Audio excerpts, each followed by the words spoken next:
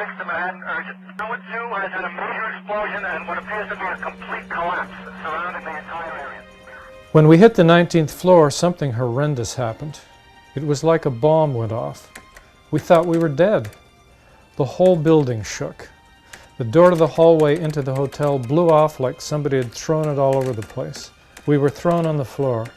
The building was still shaking, and we're still hearing explosions going on everywhere. So we decided, let's get out of here.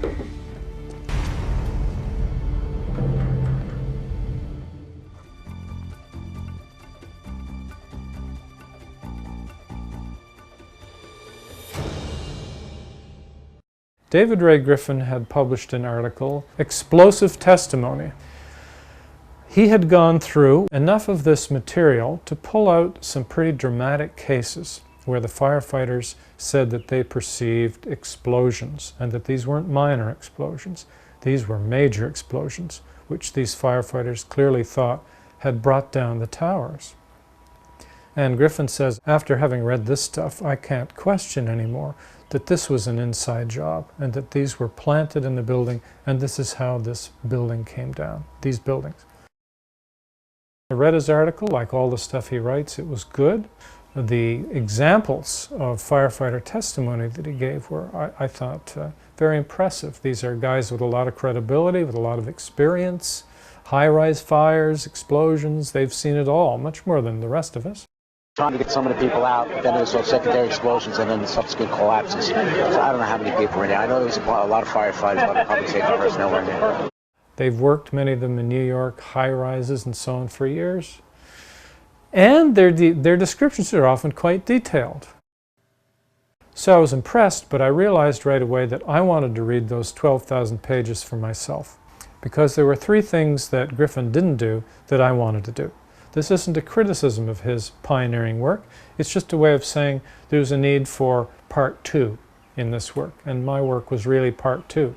Griffin didn't develop very clear criteria for what would count as an explosion witness, a witness to explosions. So for example, if somebody says, I heard 3 huge booms and the building came down, what is that? Do we count that as an explosion witness or not? It seemed to me we couldn't, because those booms could have been caused by something else, by floors pancaking, for example. Well then, how do we develop criteria? So that's the first thing I wanted to do. The second thing is, he didn't do any counting. He didn't tell us how many witnesses he had. He didn't tell us if that was all of the witnesses in the material or only a part of them. And thirdly, when we're doing scientific investigation, we don't want to just look at things that seem to support our hypothesis. We also want to look for things that refute or give difficulty to our hypothesis, and there wasn't much of that in his article. So, for example, suppose I'd read the material and discovered that Griffin's witnesses were 15 in number and comprised all of the witnesses to explosions in the accounts, and that, on the contrary, there were 200 witnesses saying, no, there weren't explosions, they just pancaked down because of jet fuel. Well then, of course, the whole thing would be cast in a different light. So with this in mind, I read the 12,000 pages. I developed my criteria pretty carefully. You can read them in the article on the internet, published in the Journal of 9/11 Studies in August 2006. Basically, the principle in determining what would count as an explosion was what the firefighters themselves considered to be an explosion. Getting our gear on and making our way to the stairway, there was a heavy-duty explosion. So if they say, I heard 3 bangs, I don't count it. If they say, I heard 3 explosions, I count it, because they named it as explosion. They interpret it as explosion. We made it outside, we made it about a block. We made it at least 2 blocks, and we started running. Floor by floor, it started popping out. It was if they had detonated. Yeah, detonated. They were planned to take down a building. Boom, boom, boom, boom, boom, boom, boom. All the way down. I was watching it and running. I came up with a fairly short list of terms: explosion, implosion, blast, blow up, that sort of thing. Close that close to the building, an explosion blew and it knocked everybody over. If they used one of those terms, it was included. If they didn't, it wasn't.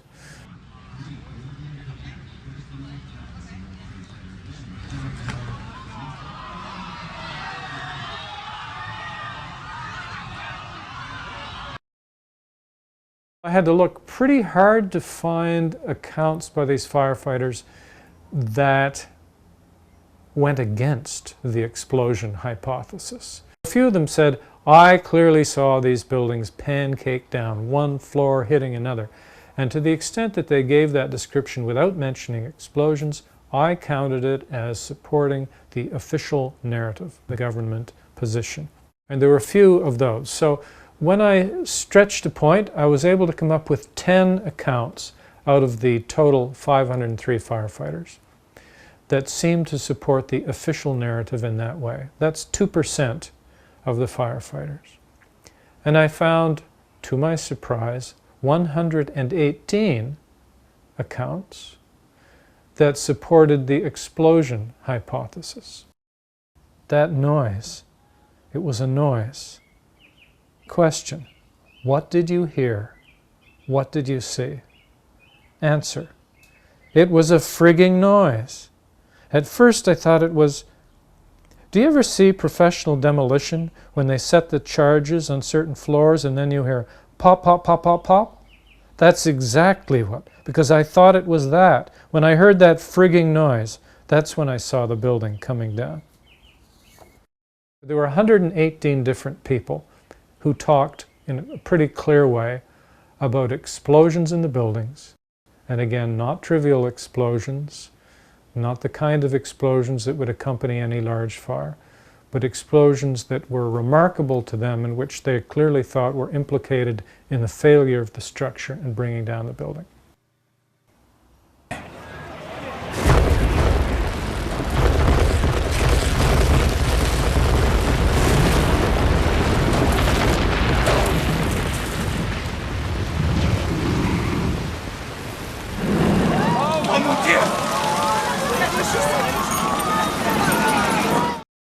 I thought that when I looked in the direction of the trade center before it came down, before number 2 came down, that I saw low-level flashes.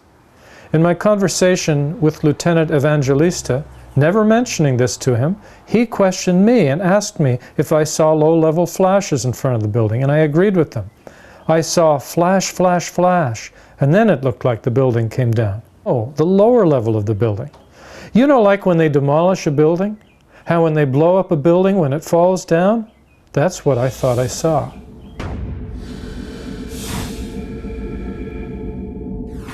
Somewhere around the middle of the World Trade Center, there was this orange and red flash coming out. Initially, it was just one flash. Then this flash just kept popping all the way around the building, and that building had started to explode. The popping sound, and with each popping sound, it was initially an orange, and then a red flash came out of the building, and then it would just go all around the building on both sides as far as I could see. These popping sounds and the explosions were getting bigger, going both up and down and then all around the building. I went inside and told everybody, I think we have another major explosion.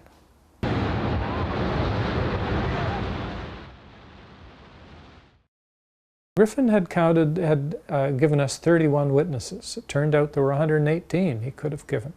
The case was even more dramatic, in other words, than you would have thought from his article. We made it around the corner, and that's when the shit hit the fan, right then and there. We heard that loud ba-boom.